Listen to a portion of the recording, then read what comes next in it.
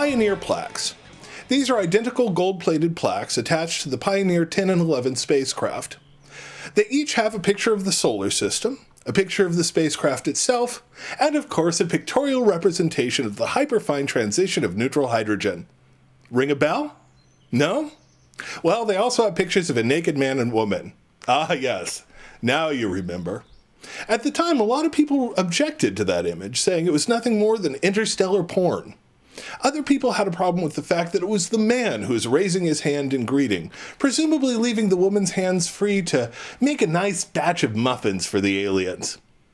Personally, my objection is that the humans are depicted completely without body hair. Aliens are going to come down, look at us, and think we're living in symbiosis with our pubes. C. The Voyager record. I love that we sent an LP into space. It's so delightfully retro. Aliens are going to find this and say, truly, this is an artifact of an extremely groovy civilization. Should we contact them, we don't know what to expect, but we should prepare ourselves for a very, very mellow time. In actuality, the most funky track on the album is Johnny Be Good, which I don't think is a great choice. I mean, I don't know how you carry a guitar in a gunny sack, and I was born on this planet. B. The SIBO message.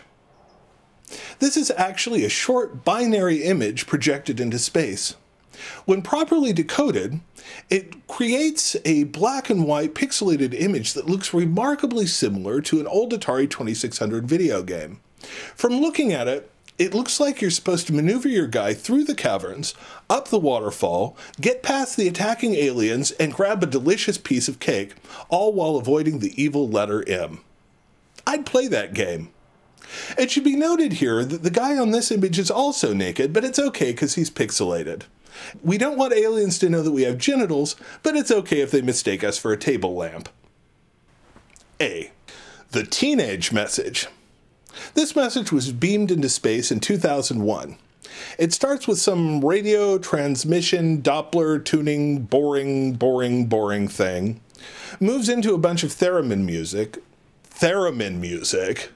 and finally ends with another image, including the teenage message logo. So lame. It's called the teenage message because it was put together by a group of Russian teenagers. I think that's going to be immediately apparent to anyone who picks up the message. Jar's block. What is this tedious, boring message we have received? Well, Jerry, I don't know, but it sounds as if it was put together by Russian teenagers. D. Television signals. A common science fiction trope involves aliens intercepting our television signals and using them as the basis for their entire civilization. That doesn't seem very likely. I mean, we get all sorts of television shows and we don't base our entire life around a long-defunct series. Well, except for Firefly fans.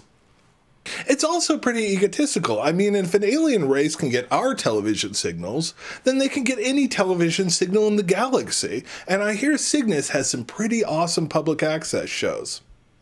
Nonetheless, if this is what's going to happen, I say we take advantage of it, and start broadcasting nothing but shows about benevolent aliens who come down to Earth and give human beings candy and hugs, and play Super Smash Brothers with them, but don't take Pit because he's cheap.